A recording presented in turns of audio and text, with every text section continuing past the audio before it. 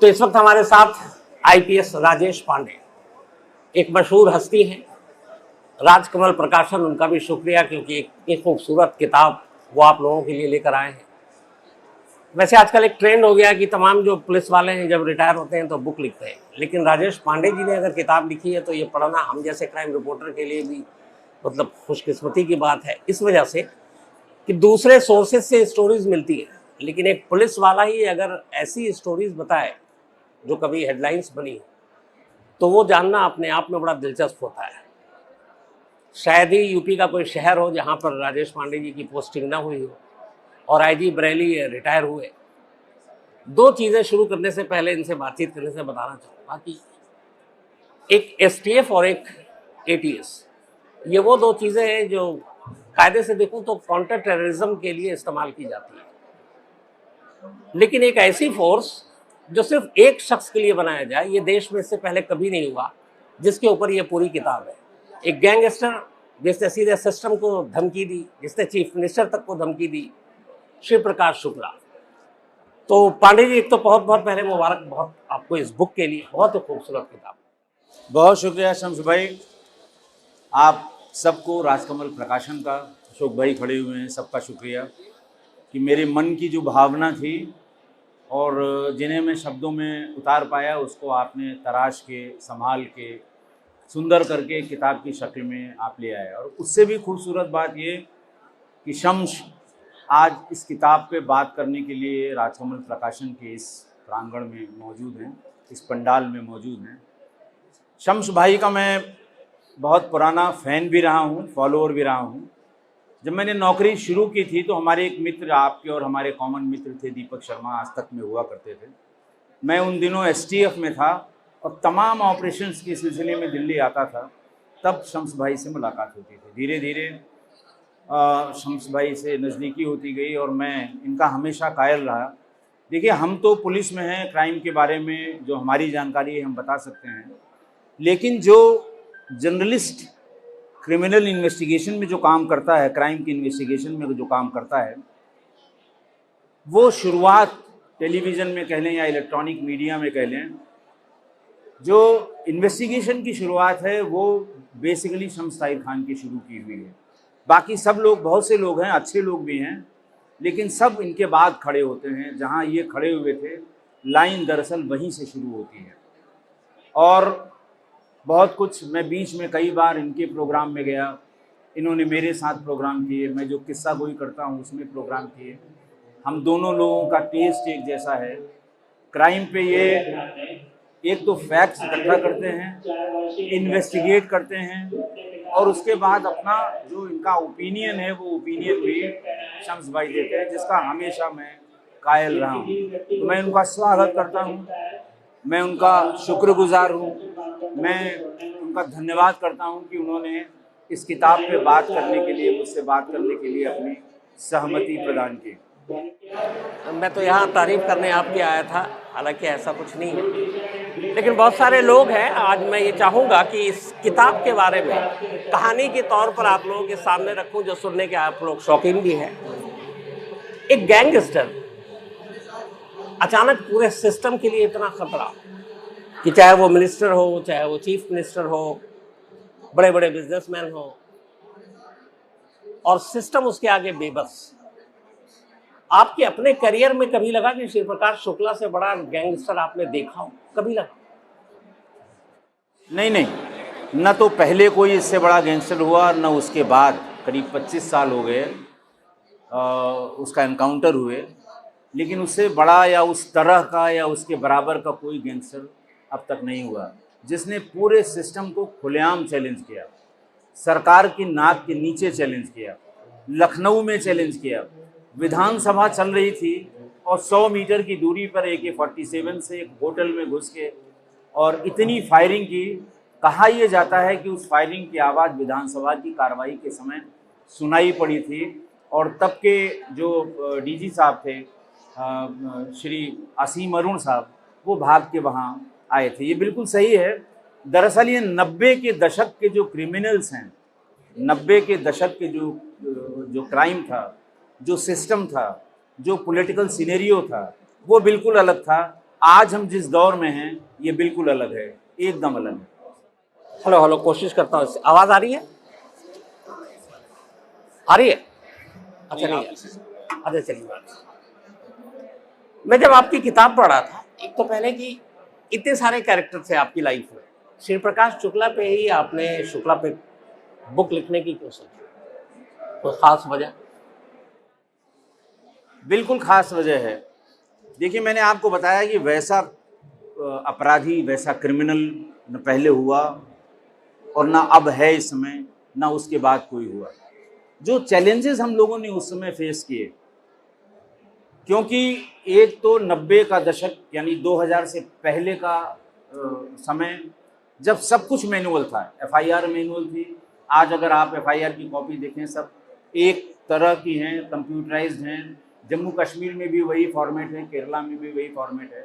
पहले हाथ से लिखी जाती थी, गवाहान होते थे, गवाह कभी अदालत तक पहुंचते थे, कभी नहीं पहुंचते थे।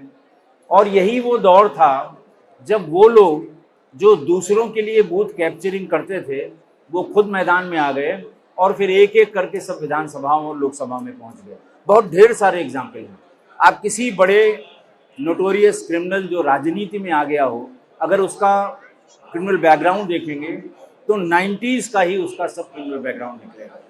तो उस सिस्टम, उस आदमी से सिस्टम जब लड़ रहा था, हम लोगों को लगाया गया और वीरप्पन हम लोगों के बाद, यानी अकेला वाहिद शख्स श्री प्रकाश शुक्ला, जिसको न्यूट्रलाइज करने के लिए उत्तर प्रदेश जैसे बड़े राज्य में एक यूनिट खोली गई जिसका नाम था एसटीएफ।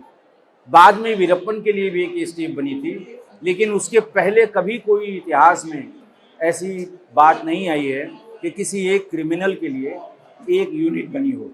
शायद यही कारण है कि मैंने सबसे पहले उसी पे लिखने की सोची और वही इसी पे रोकूंगा कि उसके लिए बनी, एक शख्स के लिए, एक गैंगस्टर के लिए एसटीएफ बनी। आपकी बुक में बड़ा इंटरेस्टिंग वाकया लिखा हुआ है कि यूपी के चीफ मिनिस्टर बैठकर कह रहे हैं कि हाँ एक एसटीएफ बनाओ, एक शख्स के लिए, पुलिस फोर्स में से चुनकर उसको मारने के लिए। लेकिन ना हथियार है पुलिस के पास, ना दफ्तर के लिए जगह है, और एक पुराने एक्स पुलिस अफसर के घर की सफाई करके आप लोग उसमें अपना दफ्तर बनाते हैं। तो एक तरफ इस किताब के जरिए ये भी पता चलता है कि आप लोग पुलिस फोर्स में होते हुए भी वो सारी चीजें इजीली आपको नहीं मिलती जो एक गैंगस्टर या क्रिमिनल आसानी से हासिल कर लेता है। शम्स भाई, आप बिल्कुल सही कह रहे हैं। जो कुछ वो हासिल करता है या उसने हासिल कर लिया पहले, वो हम लोग तक पहुंच ही नहीं पाया। हमारे पास दफ्तर नहीं था। हम तीन आदमियों ने शुरू किया था। श्री अरुण कुमार साहब जो एस डीजी आरपीएफ रिटायर हुए, सत्येंद्र वीर सिंह साहब और मैं, ये तीन ही पोस्टिंग हुई। मुख्यमंत्री जी बहुत परेशान थे। उनको किसी ने ये कम्युनिकेट किया था कि श्री प्रकाश शुक्ला ने उनके मारने की सुपारी ले ली है।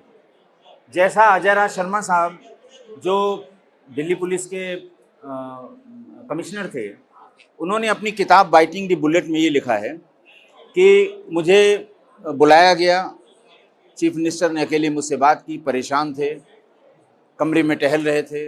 मैंने पूछा परेशानी की वजह, तो उन्होंने ये वजह बताई और फिर ये कहा कि उस आदमी के लिए आपको जो चाहिए, आपको गाड़ी चाहिए।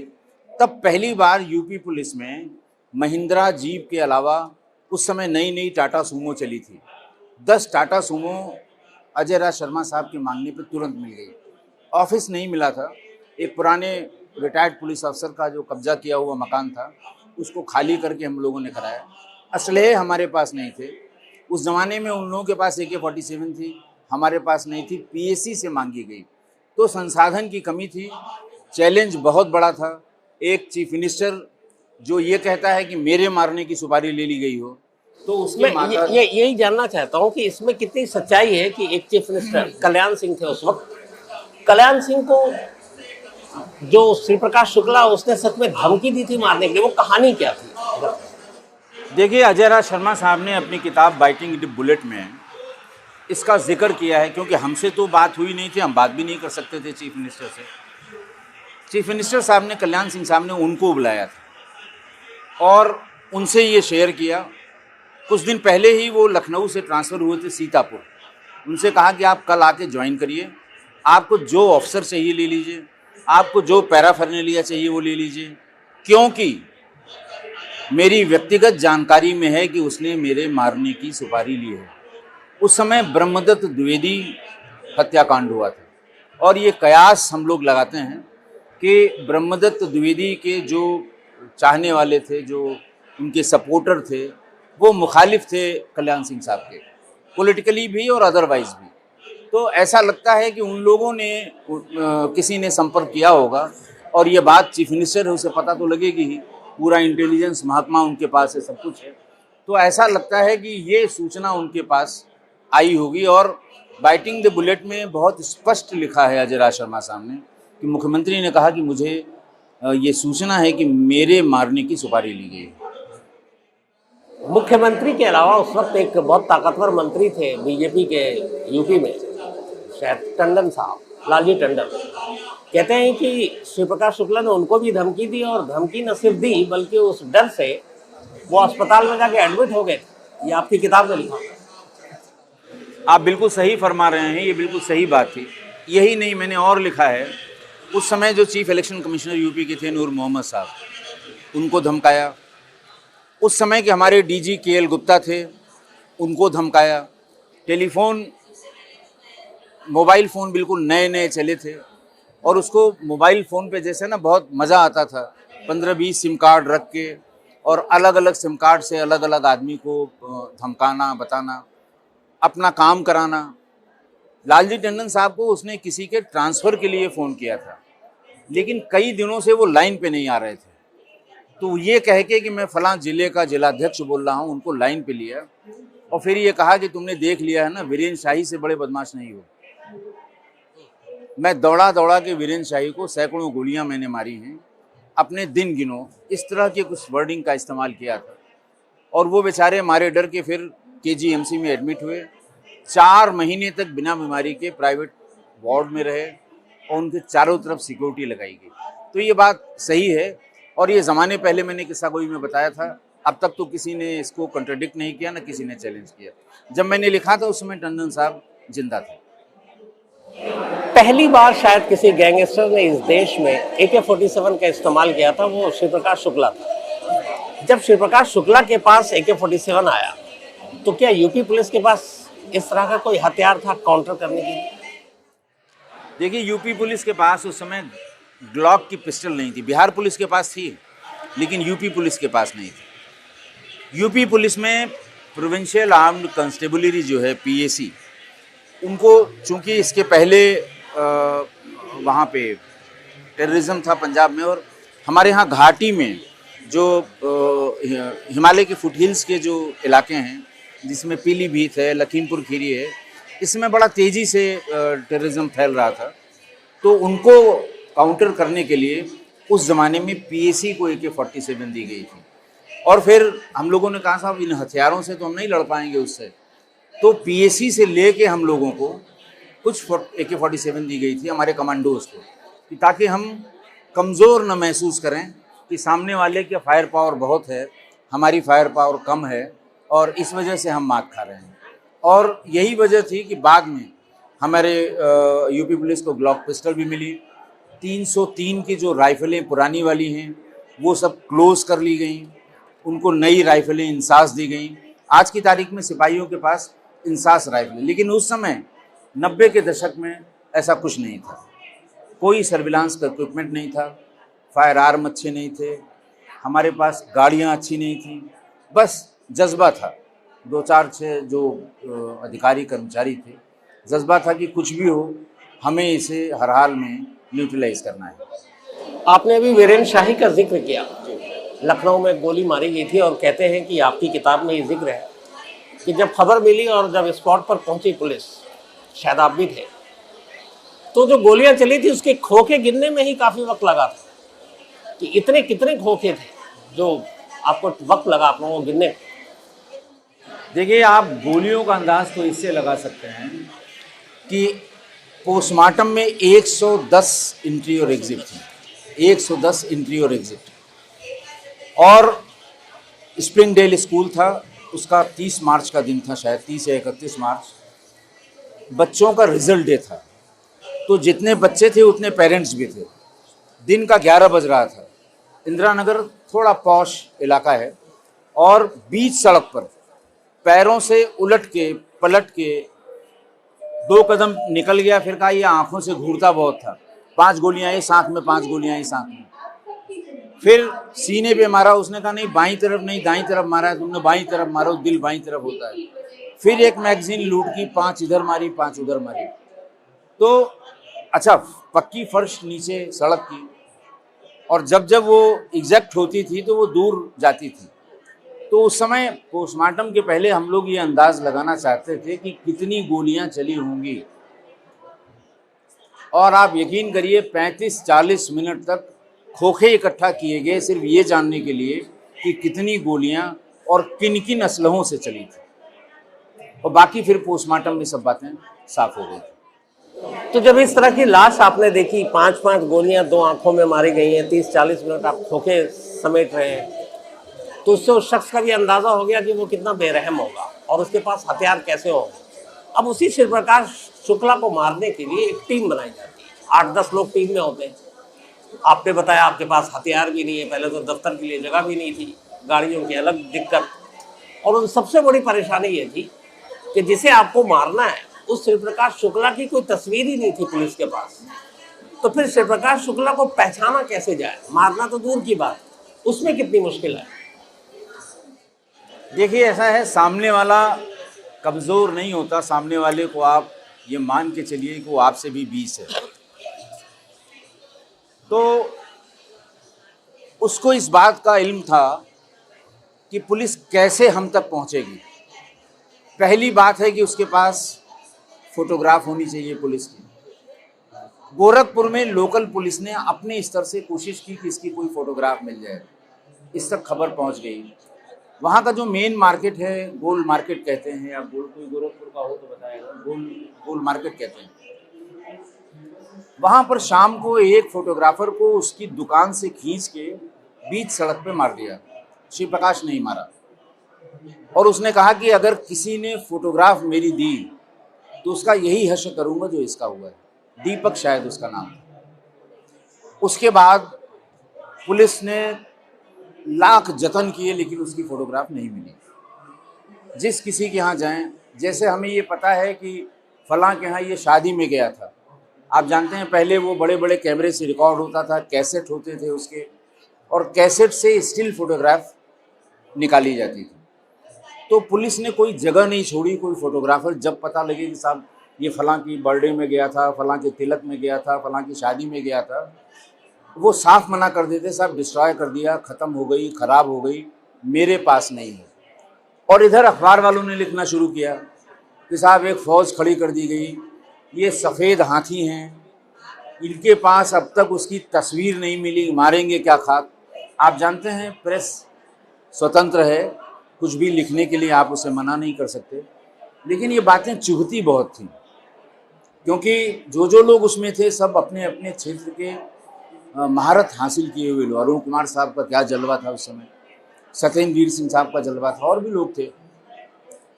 तो जब हम लोग सुबह मीटिंग में 11-12 बजे बैठते थे तो यही डिस्कस होता था कि यार ये इतना बड़ा कलंक है हम लोगों पे, जब तक फोटोग्राफ नहीं मिलेगी वास्तव में हम वहाँ तक नहीं पहुँच सकते। फिर कोशिश करनी शुरू हुई, और अचानक एक दिन शिव प्रकाश के बहनोई के यहाँ उसके आने की खबर हुई। हम लोग पहुँच गए, सब चारों तरफ से मकान को घेरा, लोकल पुलिस को ले लिया, बहनोई मिल गए, पूछा गया आया था, उनका नहीं साहब आया नहीं था, बहुत दिन हो गया नहीं आया। बहुत पूछा गया।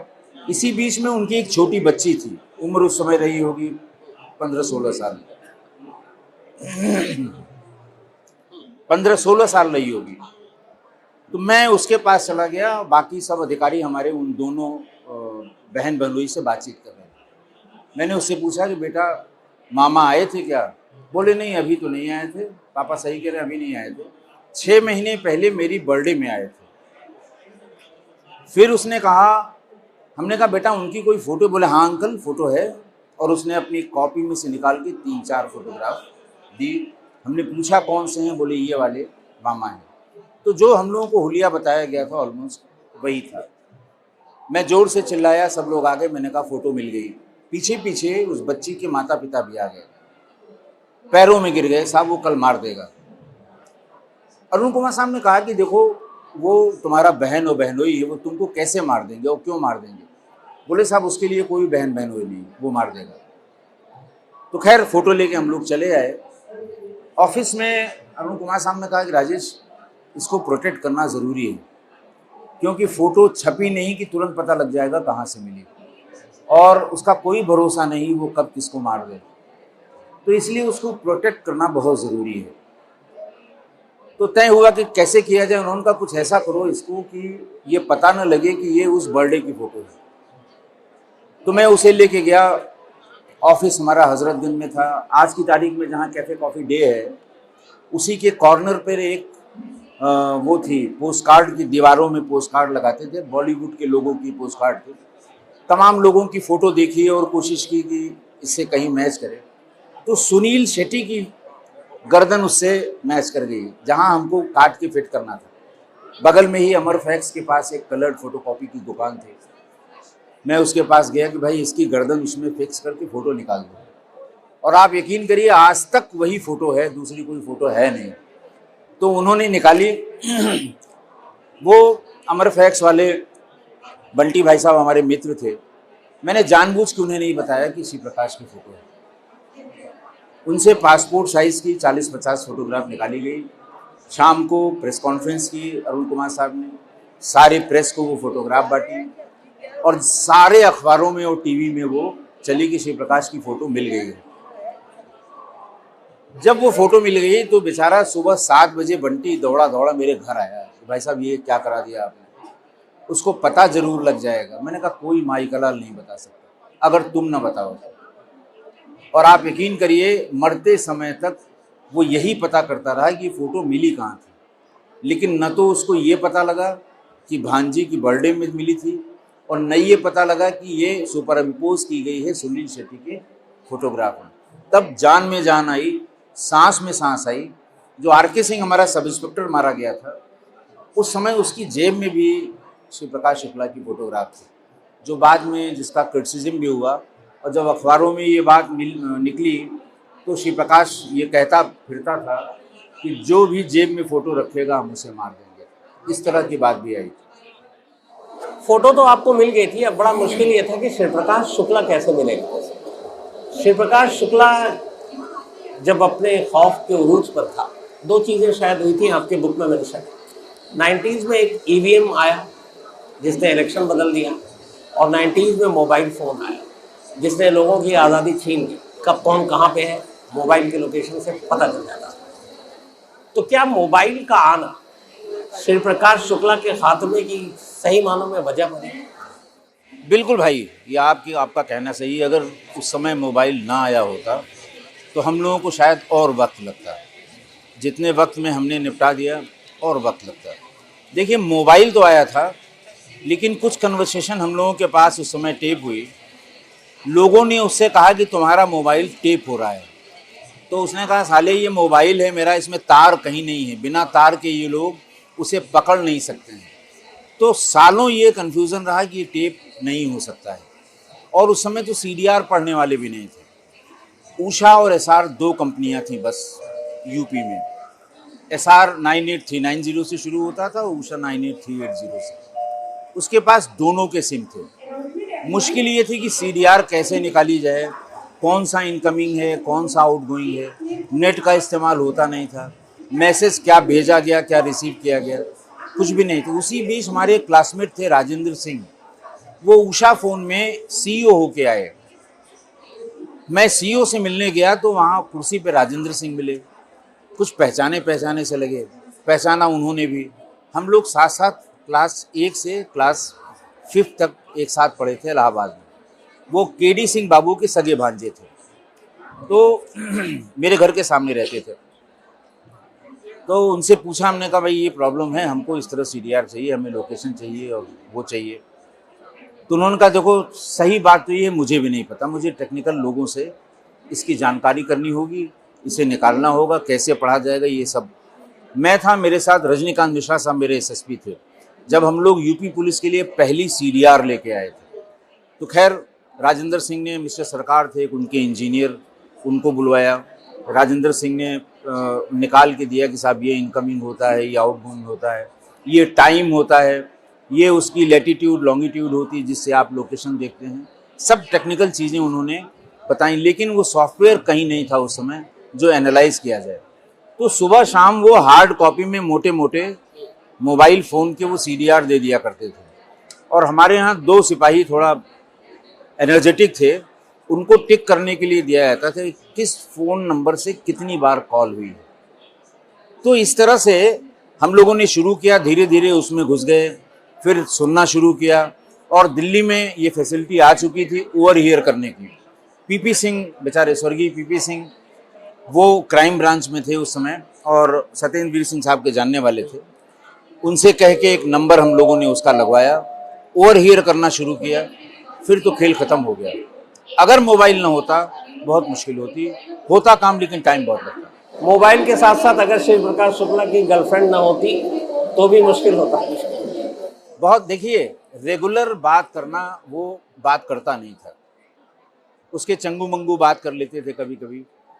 एक इसमें वर्ड मैंने बताया वो बहुत इस्तेमाल करता, कुंडली निकालना।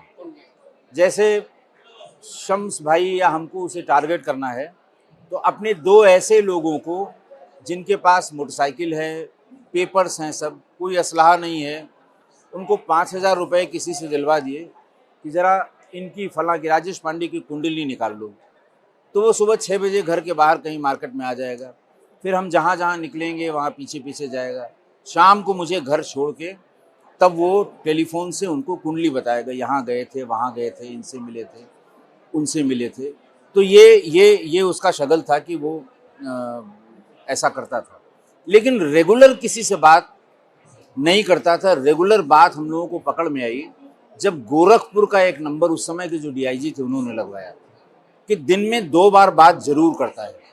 फिर वो नंबर लगाया गया और मैं उस लड़की को क्या कहूँ, नाम मैंने भी नहीं लिखा है, मैं बताऊँगा भी नहीं। और उसके फादर सुपरिंटेंडिंग इंजीनियर थे वहाँ पर गोरखपुर में, पढ़ी लिखी लड़की थी, लेकिन बस इश्क तो इश्क। और वो इस कदर बातें करती थी, जब उसकी बातें आती थी सब लोग ओवर हियर करने की कोशिश करते थे। मैं भी सुनता था, अरुण कुमार साहब भी सुनते थे, सत्येंद्र वीर भी सुनते थे। वो आधे घंटे उससे बात करता था और फाइनली वही कॉल मिली जिससे हम उस तक पहुंच पाए। तो क्या वो उस लड़की से शादी करना चाहता था? बातचीत किस तरह की होती? ऐसा है, उस लड़की का पागलपन था, ऐसा मुझे लगता है। नवरात्रि शुरू होने वाली थी, क्या बोल रही थी? नवरात्रि शुरू होने वाली थी और उसने ये कहा कि मम्मी पापा नवरात्रि में फला मंदिर में जाते हैं, जब वो चले जाएंगे तो मैंने अपने अटैची तैयार कर ली है, मैं वहाँ से निकलूँगी। इसने ये बताया था कि मैं देहरादून में हूँ, जबकि ये दिल्ली में था, और मैं देहरादून रेलवे स्टेशन पे आके तुमको फ़ोन करूँगी, तुम मुझे आके ले जाना। फिर ये टालने लगा, नहीं नहीं मुझे वहाँ जाना है, मुझे वहाँ जाना है, उनसे मिलना है, और अभी बिल्कुल मत आओ, मैं बताऊँगा, ये सही टाइम नहीं है। फिर वो जिद करने लगी, नहीं मैं तो आ जाऊँगी, मम्मी पापा इतने बजे पूजा के लिए निकलेंगे, 2 घंटे में पूजा करके लौटेंगे, इस बीच में फला बस अड्डे पहुँच जाऊँगी, वहाँ से रेलवे स्टेशन और ट्रेन से फला ट्रेन आती, मैं सीधे देहरादून पहुँच जाऊँगी। और बहुत ही इंटीमेट बातें वो भी करता था। और मैंने इसको, इस लड़की के अलावा शिव प्रकाश कभी सेंटिमेंटल नहीं हुआ, गाली से बात की, धमका के बात की। सेंटिमेंटल सिर्फ इस लड़की से हुआ और ये लड़की शायद उसकी मौत की वजह बनी। आखिरी सवाल आपसे, शिव प्रकाश शुक्ला का एनकाउंटर कैसे हुआ? शम्स भाई आप बता, आप वैसे मैं चाहता हूँ कि हाँ, ये आप सवाल का जवाब दें, लोग किताब पढ़ें, इसका किताब पढ़ें। मैं जितने भी लोग बैठे हैं, मैं ये चाहूँगा कि सच में ये किताब पढ़नी चाहिए, इसलिए कि एक गैंगस्टर की दिलचस्प कहानी और कैसे उसका एनकाउंटर होता है। और मैं इसलिए ये सवाल लास्ट में लाया कि अगर मैं पहले ही बता दूं कि एनकाउंटर कैसे हुआ तो किताब का मज़ा ख़राब हो जाएगा। लेकिन ये किताब और राजकमल प्रकाशन जो अपना इन्होंने छापी है, और वर्चस्व, गैंगस्टर इंडिया का इससे ख़तरनाक शायद कोई नहीं था। और बहुत बहुत बधाई राजेश पांडे जी, आपको पांडे जी इस किताब को लिखने के लिए बहुत बहुत शुक्रिया। बहुत शुक्रिया, thank you so much, thank you.